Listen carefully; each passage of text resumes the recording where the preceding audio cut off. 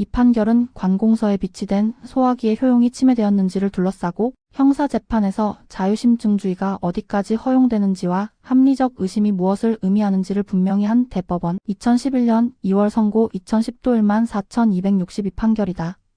사건의 본질은 피고인의 행위가 단순한 분쟁이나 차고의 영역에 머무는지 아니면 공용물건의 효용을 해하는 범죄 행위로 평가되어야 하는지에 있었다.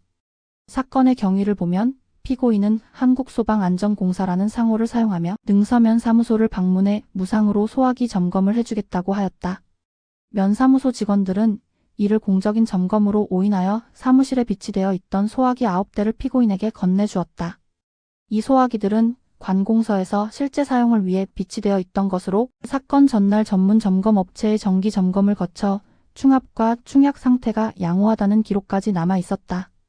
그러나 피고인은 이 소화기들을 가져간 뒤 분말액을 충전했다며 대금을 청구하였고 면사무소 측이 이를 거절하고 원상 복구를 요구하자 소화기 내부에 들어있던 분말액과 질소가스를 모두 빼낸 상태로 다시 돌려보냈다.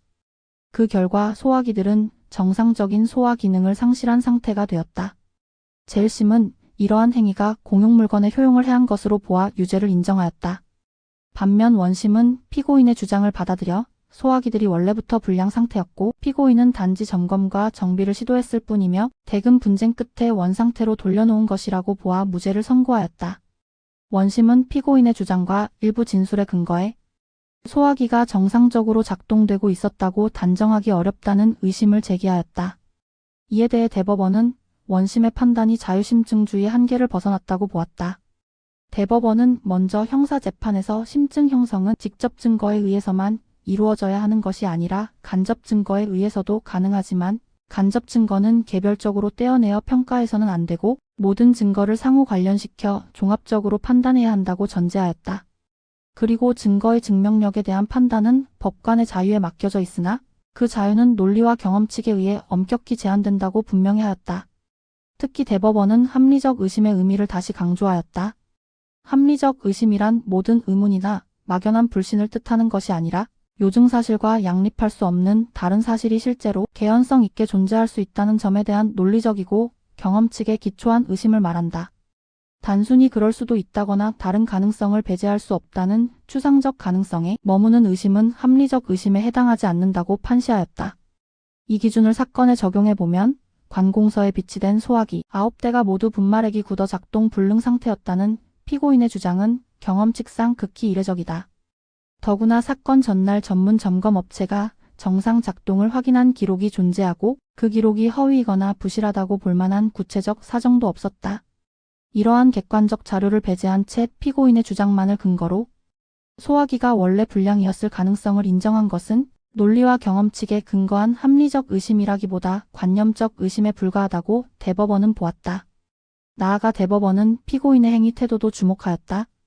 만약 소화기가 애초에 작동 불능 상태였다면 피고인이 충전하지도 않은 분말액과 질소가스의 대금을 청구하거나 대금 지급이 거절되자 오히려 소화기 내부의 분말액과 질소가스를 제거하는 행위를 할 이유를 찾기 어렵다.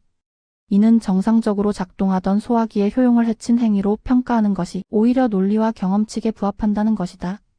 결국 대법원은 원심이 제기한 의심이 요증사실과 양립할 수 없는 다른 사실의 개연성에 근거한 것이 아니라 단순한 가능성에 머문 의심에 불과하다고 판단하였다. 그럼에도 이를 근거로 무죄를 선고한 원심의 판단은 합리적인 자유심증의 범위를 넘어 판결 결과에 영향을 미친 위법이 있다고 보아 판결을 파기환송하였다. 이 판결이 던지는 메시지는 명확하다. 형사재판에서 의심은 언제나 가능하지만 모든 의심이 무죄를 정당화하지는 않는다. 자유심증주의란 법관이 증거를 마음대로 의심할 수 있는 권한이 아니라 증거 전체를 논리와 경험칙에 따라 종합적으로 평가해야 할 책임을 의미한다. 특히 객관적 자료와 기술적 기록이 존재하는 사건에서 이를 배제한 채 피고인에게 유리한 추상적 가능성만으로 의심을 구성하는 것은 허용되지 않는다. 대법원 2010도 14,262 판결은 이러한 원칙을 공용물건 손상 사건이라는 구체적 사안 속에서 또렷하게 보여주며 오늘날에도 사실심의 증거평가의 중요한 기준점으로 남아있다.